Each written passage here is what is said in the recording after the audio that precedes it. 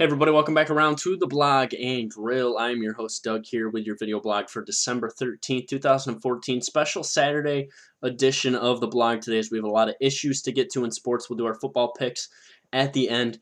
As I like to do, we take stories upon ourselves here.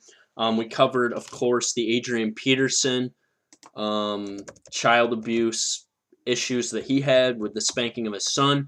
We've covered Aaron Hernandez and his trial, and we've also covered a lot of the New York Knicks and Carmelo Anthony. So those are three things we're really going to hit on today. The first one I want to hit on is the newest developments in the Adrian Peterson case. His appeal has been denied by the NFL. He appealed his suspension until April 15th, so he will be available for reinstatement on April 15th of next year. Very interesting stuff that Adrian Peterson said. I just want to read you a little bit of this quote that he had when he was asked about what he's done. This is what he says, and I quote, "I've considered retiring from the NFL. I still made so Peterson still made $8 million this year. I've thought about getting back into real estate business in Texas. I'm already in. That's something I've been interested in, something I'm involved in. I've thought about getting back into that. I've thought about going after the Olympics. You only live once. It might be about time for me to pursue that as well. I love playing football, don't get me wrong, but this situation is deeper than that. For me, it's like, why should I continue to be part of an organization or a business that handles players the way they do, making money off the field anyways? Why not continue to pursue that Olympic dream and pursue other dreams and hang up the cleats?" So Adrian Peterson talking about possibly retiring from football.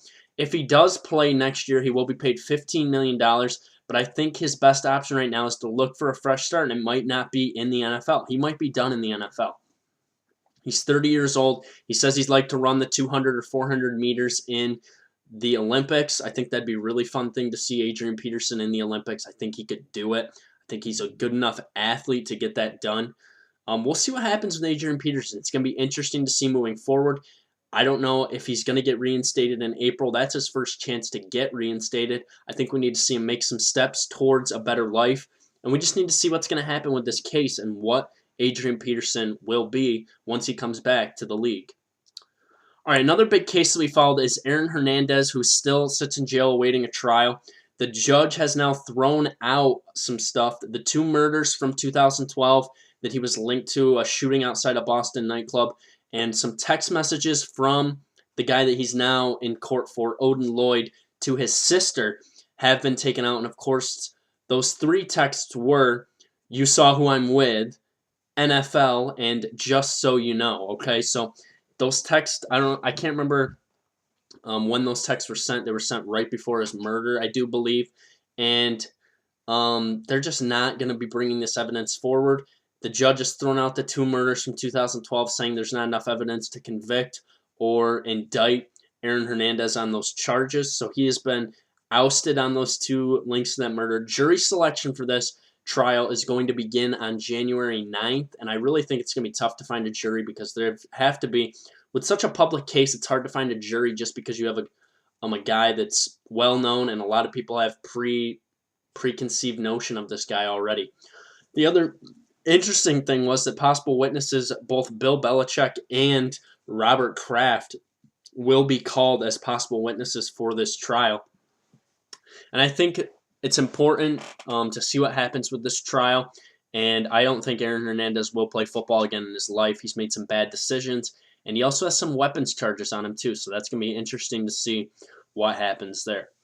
All right, so there's two updates for you on two high-profile sports legal action cases that are going on right now. I like to keep us updated on everything we talk about.